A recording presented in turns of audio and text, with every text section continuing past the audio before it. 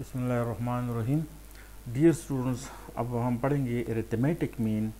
Mean का मतलब है the middle term between two given terms. Arithmetic sequence के लिहाज से किसी भी दो टर्म्स के दरमियान जो एक टर्म मौजूद होता है उसी टर्म को हम मीन कहते हैं, और अरिथमेटिक सीक्वेंस के लिहाज से इसे हम अरिथमेटिक मीन कहते हैं। A number A is said to an arithmetic mean between the term a and b if these three terms form an AP.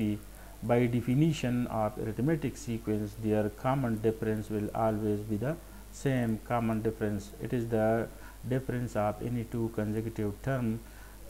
This is a common difference. The other one is also common difference. Common difference will always be the same. Simplifying this equality, we get arithmetic mean between two terms a and b. It is half of the sum of the two given terms. Now looking to the next topic, more than one arithmetic mean. We can insert one or more than one arithmetic means. Let us take more than one arithmetic mean. Let a1, a2, a3, a4 are four arithmetic mean between a and b. Then here we see first term a, the last term b, and these four are four arithmetic means.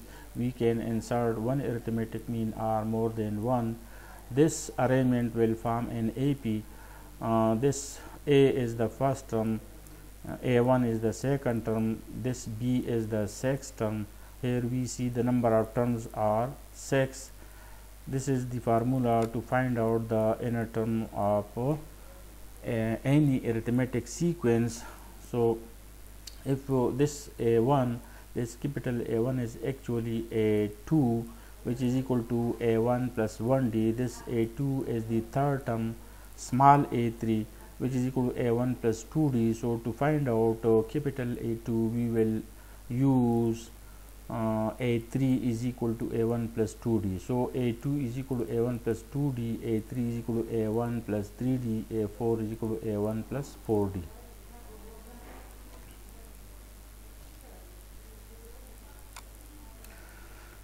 Now look to the example. Here we have first term a, this is second term b. The sequence is arithmetic sequence. So to find out arithmetic mean, we will take half of the sum of these two terms, putting the values and simplifying. We will get, cancelling this with the -3 and adding 2 under root twice. 2 under root 2 will be cancelled with denominator 2, and finally we will get arithmetic mean 2 under root.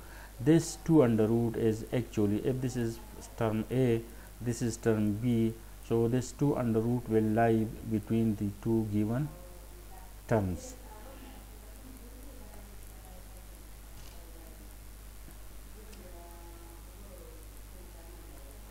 Now looking to this question,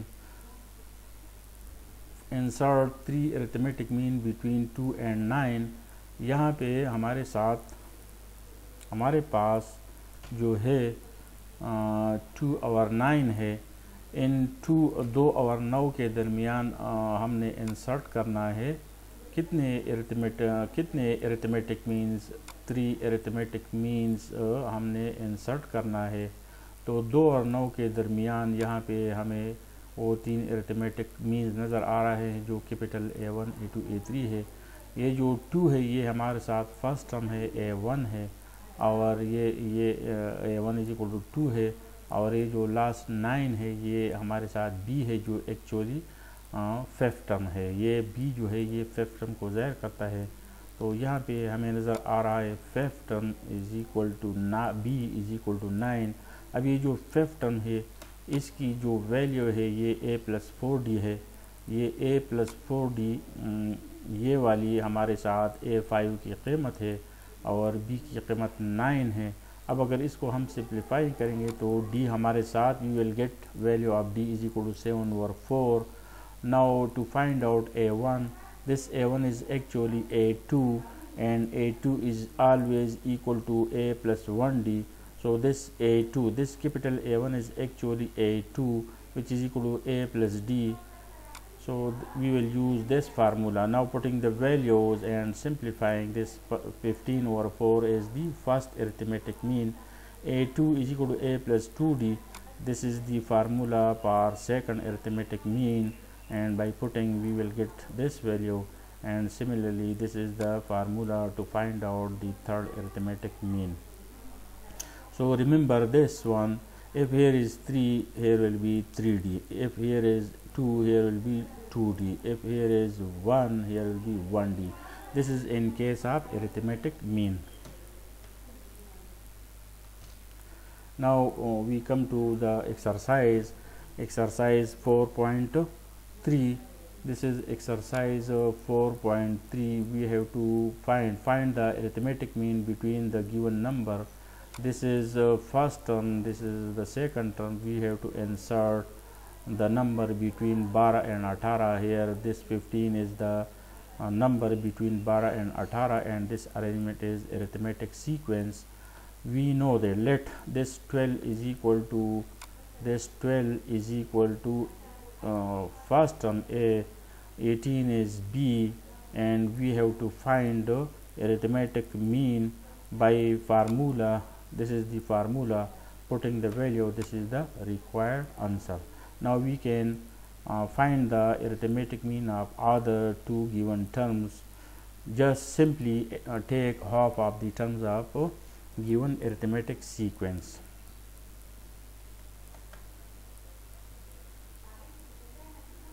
Insert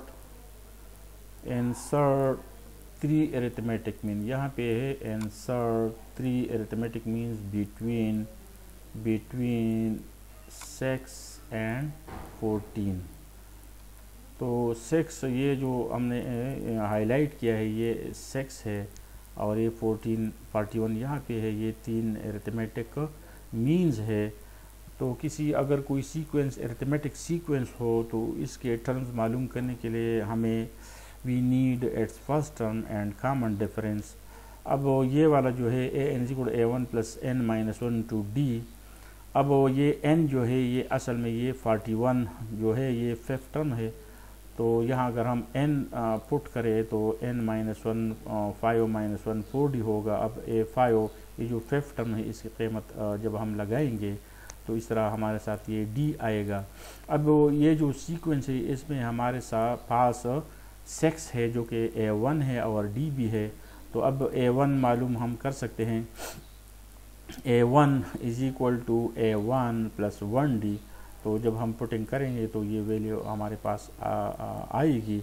अब ये a2 जो है अगर हम a1 के साथ d लगाए और इसमें वैल्यूज पुट करें तो ये हमारे साथ सेकंड अरिथमेटिक मीन आ गया, और इस तरह हम थर्ड मालूम कर सकते हैं। यहाँ ये जो कैपिटल A3 है तो अगर कैपिटल A2 के साथ हम d लगाए और इसमें वैल्यूज पुट करें तो ये हमारे साथ आंसर आएगा।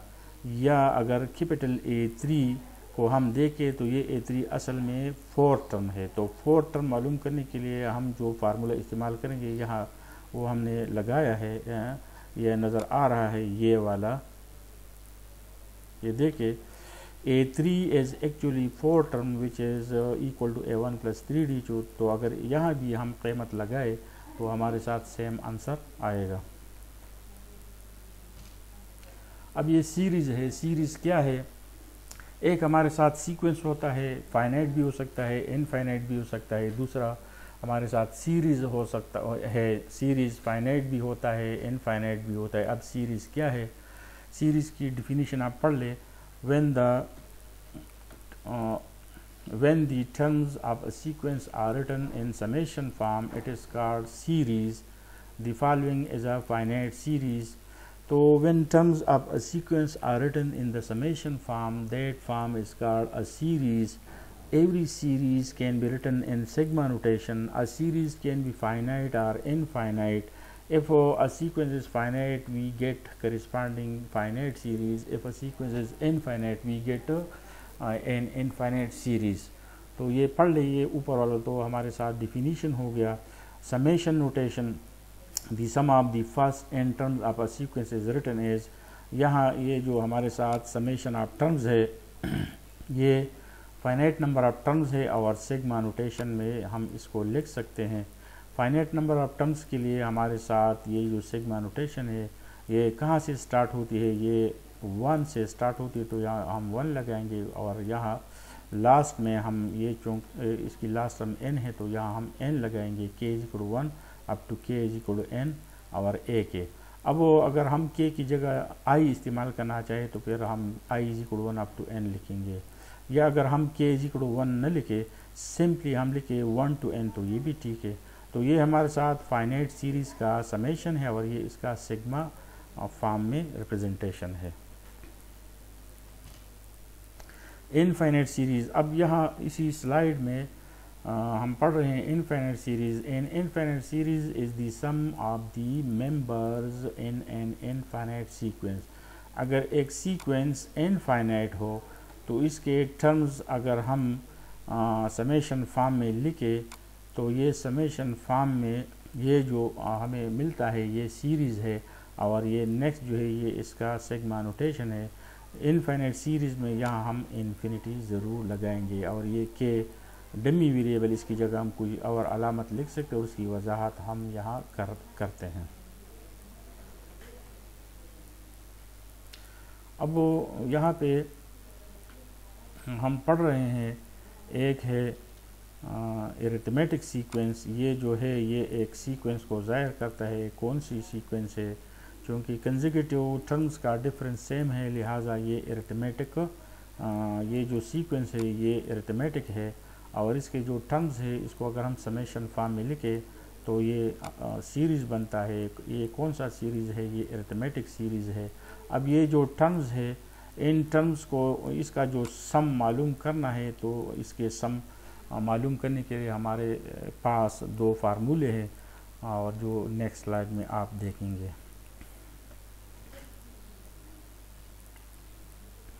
अब अगर हम इसी स्लाइड को देखें तो ये हमारे साथ जो फार्मूला है ये जो है ये वाला ये a1 है, यहाँ पे आप a1 लिखे, ये l जो है ये an है, a1 + an। तो Sn means the sum of first n terms of arithmetic series. It will always be equal to n divided by 2 a1 + an। तो ये एक फार्मूला, ये फार्मूला रिमेंबर दिस फार्मूला। अब यहाँ ये जो l है ये असल में ये l जो है ये an है, इसके बराबर है। अगर l की जगह हम ये कीमत लगाए, यहाँ पे लगाए और सिंप्लीफाई करें तो ये फार्मूला भी हम इस्तेमाल करेंगे। Sn = n/2 2a1 + n-1 3। यहाँ आप 1 लगाया करें और यहाँ भी 1 लगाया करें और यहाँ जो है ये वाला जो है ये जो l है इसको हम an लगाएंगे। Sn = n/2 a1 + an और यहाँ Sn = n/2 2a1 + n-1 2d। तो ये याद रखना चाहिए। समेशन ऑफ n टर्म्स के लिए ये फार्मूला, अगर फर्स्ट टर्म और लास्ट टर्म मालूम हो तो ये इस्तेमाल कर सकते हैं। अगर फर्स्ट टर्म हमारे पास हो और बाकी इंफॉर्मेशन हो तो ये भी हम इस्तेमाल कर सकते हैं। अब ये समरी यहाँ पे अगर हम इसको रीड करें तो ये जो फर्स्ट सीरीज़ है, फर्स्ट इंफॉर्मेशन है ये वाला, यहाँ टर्म्स के every term is separated by comma. This is first term, second, third, fourth. अब इसको देखिए फोर्थ, ये फोर्थ पोजीशन पे 4 टर्म है। फोर्थ के साथ यहाँ पे 3 है तो ये a4 = a + 3d। 3d का मतलब है ये जो 3 हमारे पास है ये असल में है 4 - 1।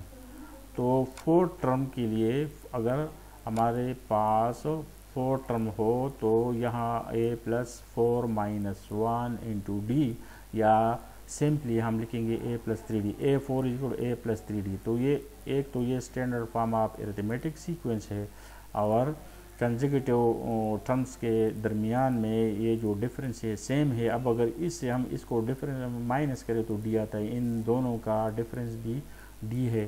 तो ये एरिथमेटिक सीक्वेंस है और इसी सीक्वेंस का n वां टर्म ये जो tn है इसको हम an कहते हैं, ये a1 यहाँ a1 है और +n - 2d। अब ये जो है अगर ये terms if we add all these terms up to n terms, then their sum will be equal to Sn is equal to n by 2 a1 plus an, and Sn can also be determined by using this formula n by 2a1 plus n minus 1 into d. अब यहाँ कुछ question है और इसको हमने पढ़ा, इसको अब दोबारा पढ़ते हैं. Sum of n terms of n A P.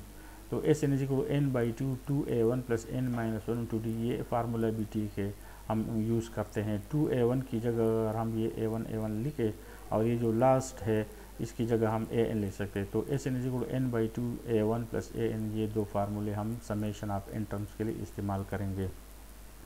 अब एक्सरसाइज 4.4. तो 4.4 एक्सरसाइज में अगर हम देख ले, फाइंड द इंडिकेटेड टर्म. अब यहाँ ये जो एक्सरसाइज है वो कहते हैं कि इंडिकेटेड टर्म आप मालूम करें. इंडिकेटेड का मतलब ये है कि कुछ वैल्यूज़ दिए हुए हैं, कुछ नोन है, कुछ अननोन है.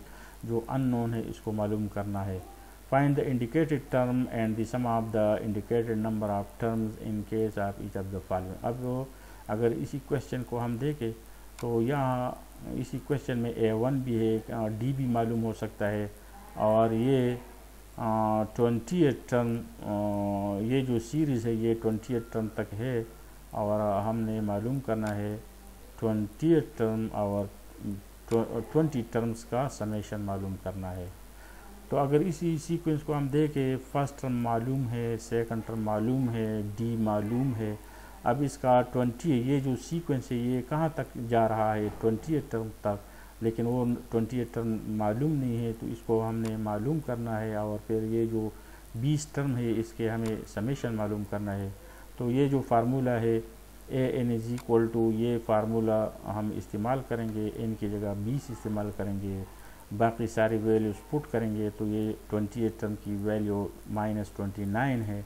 अब ये जो 20 टर्म है, ये जो फार्मूला है, इसी फार्मूले को हम यूज़ करेंगे. ये कौन सा फार्मूला है, ये फार्मूला हमारे साथ ये वाला फार्मूला है. यहाँ जब हम वैल्यूज पुट करेंगे तो 20 term, the sum of 20 term is equal to -200. अब इसी क्वेश्चन को लेके sum of the components a1, an, n, d and sn are given, find the one that are missing. इसी क्वेश्चन में अगर हम देखें तो ये a1 दिया हुआ है, ये a1 मालूम है, नंबर ऑफ टर्म 17 है, कॉमन डिफरेंस 3 है. अब वो कहते हैं कि जो मिसिंग है इसको मालूम करें. अगर here we have a sequence whose first term is known, number of terms are 17, common difference is 3, so what will be the 17 term. तो ये 17 टर्म हमने इंडिकेटेड टर्म है, इसको मालूम करना है. अब अगर हम इसके पैटर्न को देखो तो ये 17 टर्म हम वैसे भी मालूम कर सकते हैं. 2 के साथ 3 जमा करें, अगर 2 के साथ हम 3 जमा करें तो नेक्स्ट 5 आ गया, 5 के साथ 3 जमा करें तो 8. तो इस तरह हम मैनुअली भी 17 टर्म मालूम कर सकते हैं, लेकिन मैनुअल मालूम करने की ज़रूरत नहीं. इसे हम बाई फार्मूला मालूम करेंगे. तो फार्मूला ये जो हम इस्तेमाल करेंगे, ये हमारे साथ पास फार्मूला है, इसमें हम वैल्यू पुट करेंगे 17. जब हम पुट करेंगे तो ये हमारे साथ 50 वैल्यू जो आ गया, दी 17 टर्म इज 50. फर्स्ट टर्म 2 है, नेक्स्ट टर्म 2 के साथ 3 जमा करें तो 5 है, 5 के साथ 3 जमा करें तो 8 है. तो 17वां टर्म जो है 17 टर्म 50 होगा. अब ये 50 हमारे साथ 17वां टर्म है. इस ये जो सम ऑफ दी 17 टर्म्स हम किस तरह मालूम करेंगे, इसके लिए हम ये फार्मूला इस्तेमाल करेंगे या ये जो दूसरा फार्मूला है. तो अगर फर्स्ट टर्म मालूम हो, सेकंड टर्म मालूम हो, तो ये जो लास्ट फार्मूला ये काफ़ी आसान है. फर्स्ट टर्म हमारे पास 2 है और 17 टर्म 50 था, तो इसको सिंप्लीफाई करें तो 442 हमारे साथ. It is the sum of 17 first 17 terms. Thank you.